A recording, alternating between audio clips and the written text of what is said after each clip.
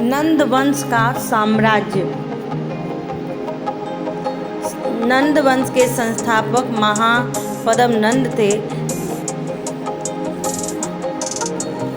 यह मगध का सर्वश्रेष्ठ शासक थे। इसी ने सर्वप्रथम कलिंग की विजय तथा वहां एक नहर खुदवाई। इसका उल्लेख प्रथम शताब्दी ईसा पूर्व में खारवेल के हाथी गुफा अभिलेख में मिलता है। कलिंग जिनसेन की जैन प्रतिमा भी उठा लाया। उससे पता चलता है कि महापद्म नंद जैन धर्म के अनुयायी थे।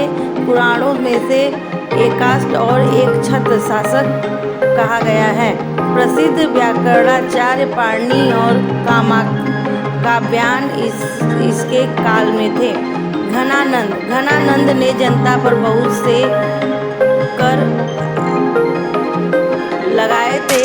इससे जनता असंतुष्ट थी। इसी के शासनकाल में उत्तर पश्चिम भारत पर सिकंदर का आक्रमण हुआ, लेकिन वह व्यास नदी के तट तक ही आया तथा उसके बाद वह वापस लौट गया। घनानंद के दरबार में तक्षशिला का आचार्य विष्णुगुप्त आया था। राजा ने उसको अपमानित कर दिया। फलस्वरूप चंद्रगुप्त मौर्य की सहायता से उसने घनानंद की गद्दी से हटाकर एक नवीन राजवंश मौर्य वंश की स्थापना की। विदेशी आक्रमण। भारत पर प्रारंभ में ईरानी या फारसी हरवामनी ने आक्रमण किया। इसके उपरांत सिकंदर का आक्रमण हुआ। ईरानी अथवा फारसी आक्रमण। फारस वालों को हरवामनी भी कहा जाता है। सबसे पहले क्षयार्थ नामक शासक ने आक्रमण किया, परंतु इसे कोई विशेष सफलता नहीं मिली। इसी के बाद डेरियस प्रथम या दारा ने भारत पर आक्रमण किया। डेरियस प्रथम या दारा प्रथम का आक्रमण। इसने भारत पर 516 ईसा पूर्व में आक्रमण किया, पश्चिमोत्तर भाग को जीत लिया था तथा उसने अपने 20वें प्रांत क्षत्रप के रूप में शामिल किया। इतिहास। ईरानी संपर्क के फलस्वरूप भारत के पश्चिमोत्तर भागों में एक नई लिपि खरोष्ठी का प्रचलन हुआ। यह लिपि ईरानी आरामीक लिपि से उत्पन्न हुई थी। कुछ नए शब्द भी प्रचलित हुए, जैसे राजाज्ञा के लिए दीपित शब्द मिलता था।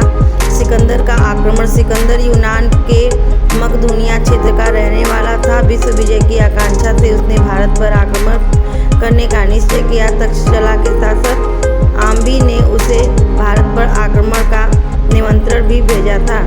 उत्तर पश्चिम भारत की राजनीतिक स्थिति सिकंदर के अनुकूल भी थी। यहाँ छोटे छोटे राजतंत्र एवं गणतंत्र स्थित थे, जिनमें आपस में संघर्ष हो रहा था।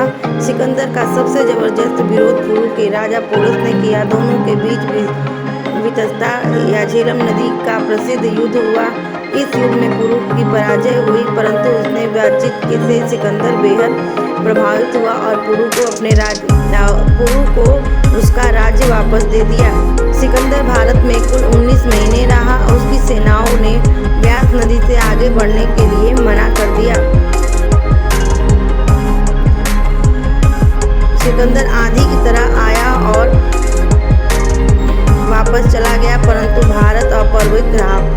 परंतु सिकंदर के भारत पर आक्रमण के कुछ न कुछ प्रभाव जरूर पड़े। सिकंदर के आक्रमण के फलस्वरूप 4 नए व्यापारिक मार्गों की खोज हुई, क्योंकि सिकंदर सिंधु के रास्ते से वापस हुआ था, जबकि उसका सेनापति नियाकस दूसरे रास्ते से